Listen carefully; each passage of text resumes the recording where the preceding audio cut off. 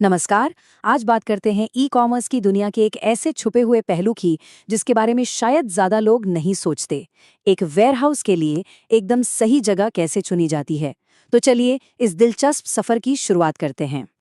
कभी सोचा है कि ऑनलाइन ऑर्डर किया हुआ कोई सामान कभी कभी तो बस एक ही दिन में दरवाजे पर कैसे पहुंच जाता है। मतलब ये किसी जादू से कम तो नहीं लगता है ना। ये जो स्पीड है इस तेज डिलीवरी के पीछे एक बहुत ही बड़ा और अहम फैसला छिपा होता है। एक ऐसा फैसला जो समझ लीजिए पूरी सप्लाई चेन की कामयाबी की बुनियाद है। इसी को कहते हैं वेयर हाउस लोकेशन सिलेक्शन। आसान भाषा में कहें तो ये वो आर्ट है, वो प्रोसेस है जिससे कंपनियां अपने वेयर हाउस के लिए सबसे बेस्ट जगह खोजती हैं। क्यों? ताकि उनका सामान सेफ रहे और ग्राहकों तक एकदम बिजली की रफ्तार से पहुंचे। तो चलिए जरा गहराई में उतरते हैं और इस फैसले के पीछे की पूरी स्ट्रैटेजी को समझते हैं, क्योंकि ये सिर्फ जमीन का एक टुकड़ा चुनना भर नहीं है, ये तो पूरे बिजनेस की कामयाबी की चाबी है। इसको ना दो वेयरहाउस की कहानी से समझते हैं। सोचिए एक वेयरहाउस है जिसकी लोकेशन एकदम परफेक्ट है। नतीजा, खर्चा कम, डिलीवरी सुपरफास्ट और कस्टमर्स एकदम खुश। और वहीं दूसरी तरफ एक गलत लोकेशन वाला वेयरहाउस। यहाँ क्या होगा? खर्चा ज्यादा, डिलीवरी में देरी और जाहिर है कस्टमर्स नाखुश। तो सीधी सी बात है, एक सही लोकेशन का मतलब है ट्रांसपोर्ट का खर्चा कम, डिलीवरी स्पीड ज्यादा, कस्टमर सर्विस बेटर और पूरी सप्लाई चेन एकदम मक्खन की तरह चलती है। मतलब हर तरफ से फायदा ही फायदा। लेकिन ये परफेक्ट जगह ढूंढना इतना आसान भी नहीं है। ये किसी मुश्किल पहेली को सुलझाने जैसा है, जहां कई अलग अलग चीजों के बीच एक बहुत ही नाजुक बैलेंस बनाना पड़ता है। और इस पहेली का जो सबसे पहला और सबसे जरूरी टुकड़ा है वो है बाजार, यानी कि कस्टमर्स और सप्लायर्स। देखिए, कंपनियां एक ऐसी जगह चाहती हैं जो उनके कस्टमर्स और सप्लायर्स दोनों के ही पास हों। सिंपल लॉजिक है। यही वजह है कि बड़ी बड़ी ई कॉमर्स कंपनियां अपने वेयरहाउस अक्सर बड़े शहरों के आसपास ही बनाती हैं। क्यों? ताकि ज्यादा से ज्यादा लोगों तक सामान तेजी से पहुंचाया जा सके। ठीक है, तो बाजार की बात तो हो गई। इसके बाद जो दूसरी बड़ी चीज देखी जाती है वो है उस जगह का बुनियादी ढांचा, मतलब इंफ्रास्ट्रक्चर। जरा सोचिए, एक वेयरहाउस बिना अच्छी सड़कों, हाईवे या रेलवे लाइनों के कैसे काम कर सकता है? ये तो नामुमकिन है। और साथ ही 24 घंटे बिजली, पानी और तेज इंटरनेट, ये सब तो किसी भी मॉडर्न वेयरहाउस की धड़कन की तरह हैं। इनके बिना काम ठप। और हाँ, इन सब के बाद आता है पैसा और कानून। इनको कैसे भूल सकते हैं? किसी भी बिजनेस के फैसले में ये दो चीजें तो हमेशा ही सबसे अहम होती हैं। सवाल क्या होते हैं? जमीन की कीमत क्या है? क्या वहाँ काम करने के लिए स्किल्ड लोग आसानी से मिल जाएंगे? और वहाँ की सरकार की नीतियाँ कैसी हैं? मतलब क्या कोई टैक्स में छूट मिल रही है या फिर कोई पेचीदा नियम कानून तो नहीं है? ये सारे सवाल मिलकर ही आखिरी फैसले पर बहुत बड़ा असर डालते हैं।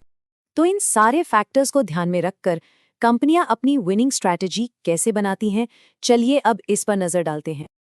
देखिए, यहाँ पर मोटे तौर पर 3 मेन स्ट्रैटेजीज काम करती हैं। पहली है सेंट्रलाइज्ड, मतलब एक ही बहुत बड़ा सेंट्रल वेयरहाउस। दूसरी है डिसेंट्रलाइज्ड। इसमें क्या होता है कि कई शहरों में छोटे छोटे वेयरहाउस बना दिए जाते हैं ताकि डिलीवरी सुपर फास्ट हो सके। और तीसरी है हब एंड स्पोक, जो इन दोनों का एक मिक्स है। इसको ऐसे समझिए कि एक बड़ा हब वेयरहाउस है जो फिर छोटे छोटे स्पोक या डिलीवरी सेंटर्स को सामान सप्लाई करता है। हर स्ट्रैटेजी का अपना एक ट्रेड ऑफ है। खर्चा बचाना है या स्पीड बढ़ानी है। तो फिर कंपनियां इन स्ट्रैटेजीज को असल में लागू कैसे करती हैं? इसके लिए एक पूरा प्रोसेस फॉलो किया जाता है। सबसे पहले वो अपनी ज़रूरतें तय करती हैं, फिर कस्टमर की डिमांड को एनालाइज करती हैं, इसके बाद कुछ अच्छी लोकेशंस की लिस्ट बनाती हैं और फिर हर लोकेशन को उन सारे फैक्टर्स पर तौलती हैं जिनकी हमने अभी बात की। और आखिर में खर्चे और फायदे का पूरा हिसाब किताब लगाकर सबसे बेस्ट लोकेशन चुन ली जाती है। अब देखिए, जैसे जैसे टेक्नोलॉजी बदल रही है और हम कस्टमर्स की उम्मीदें बढ़ रही हैं, वैसे वैसे वेयरहाउस लोकेशन की ये पूरी दुनिया भी बहुत तेजी से बदल रही है। तो सवाल ये है कि आने वाले कल की तस्वीर कैसी होगी? देखिए, एक जमाना था जब वेयरहाउसेस शहरों से बहुत दूर बड़ी बड़ी खुली जगहों पर बनाए जाते थे। फिर आया ई कॉमर्स का दौर, जिसने इन वेयरहाउस को शहरों के करीब ला दिया। और भविष्य भविष्य है छोटे, स्मार्ट, शहरी फुलफिलमेंट सेंटर्स का, जहां शायद इंसानों से ज्यादा ऑटोमेशन और रोबोट्स काम कर रहे होंगे। और यही आज का सबसे बड़ा गेम चेंजर है। कस्टमर्स को तुरंत मतलब सेम डे डिलीवरी देने की जो होड़ लगी है, उसकी वजह से कंपनियां अब बड़े बड़े सेंट्रल वेयरहाउस की जगह शहरों के अंदर ही छोटे छोटे फुलफिलमेंट सेंटर्स पर फोकस कर रही हैं। पर हाँ, ये रास्ता आसान बिल्कुल नहीं है। कई बड़ी चुनौतियां हैं। शहरों के पास जमीन की कीमतें तो आसमान छू रही हैं। सरकारी नियम कानून भी काफी सख्त हैं। और सही स्किल वाले लोगों को ढूंढकर काम पर रखना, वो तो किसी खजाने की खोज करने जैसा ही है। तो आज की इस पूरी बातचीत का निचोड़ क्या है?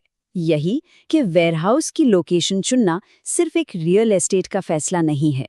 ये एक बहुत ही गहरा, एक स्ट्रेटेजिक फैसला है। एक सही जगह लागत कम करती है, डिलीवरी की रफ्तार बढ़ाती है।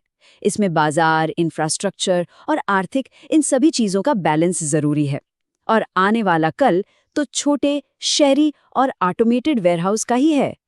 तो अगली बार जब कोई पैकेज बस एक दिन में घर पहुंच जाए, तो एक पल के लिए जरूर सोचिएगा, उसके पीछे एक बहुत ही सोची समझी लोकेशन की स्ट्रैटेजी काम कर रही है। वो सिर्फ एक इमारत नहीं है, वो भविष्य पर खेला गया एक दांव है। सवाल ये है कि अगर ये दांव लगाना हो, तो कोई अपनी बाजी कहाँ लगाएगा?